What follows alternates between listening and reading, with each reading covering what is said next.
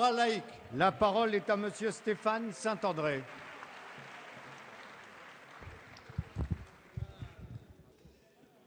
Merci Monsieur le Président. Ma question s'adresse à Madame la ministre de la Santé sur le problème de la désertification médicale dans certains départements, notamment dans le mien, le département du Pas-de-Calais. Dans ma circonscription, la moyenne est de 13,4 médecins pour 10 000 habitants, contre 30,6 en France, et j'ai bien conscience que ce n'est pas, loin de là, la plus mauvaise moyenne. Très nombreux sont les médecins généralistes ou spécialistes qui ne prennent plus de nouveaux patients. La seule possibilité d'obtenir un rendez-vous médical assez rapidement est de recourir aux praticiens qui facturent de très importants dépassements d'honoraires. Cela pose le problème de plus en plus crucial de l'accès à la médecine par le plus grand nombre, fondement essentiel de notre système de soins. Cela me semble en outre inconciliable avec les nombreuses campagnes de prévention initiées ou aidées par le gouvernement dans certaines spécialités médicales comme la gynécologie ou l'ophtalmologie. J'y vois plusieurs difficultés. Le renouvellement problématique au niveau national du nombre de spécialistes susceptibles de remplacer les acteurs en âge de la retraite, la pénurie particulièrement importante dans certains départements qui pose de manière urgente le problème de la répartition médicale par région et par spécialité.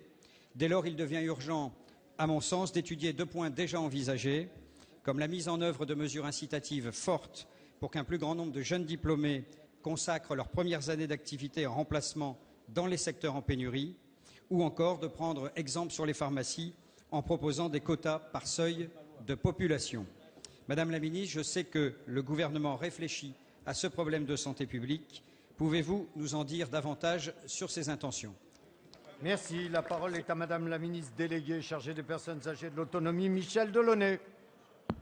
Monsieur le Président, Monsieur le député Saint-André, je vous prie tout d'abord de bien vouloir excuser Madame Touraine, actuellement retenue au Sénat pour l'examen du projet de loi bisphénol. Monsieur le député, nous partageons malheureusement votre constat. Le gouvernement précédent nous a laissé une situation très difficile d'accès aux soins, tant en zone rurale que dans un certain nombre de zones urbaines. Plus de 7% de nos concitoyens habitent dans des zones dont la densité médicale est très préoccupante, soit 2 millions de personnes de plus qu'il y a 5 ans. Ce processus de désertification médicale doit être enrayé. Notre gouvernement ne croit pas à l'efficacité des mesures coercitives en matière d'installation.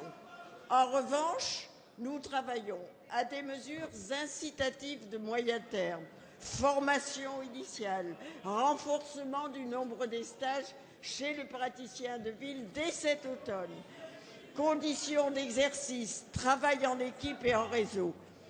Un article du PLFSS qui ouvre ainsi la voie à la généralisation des équipes de soins de proximité, très attractives pour les jeunes professionnels et permettant aussi de dégager du temps médical utile.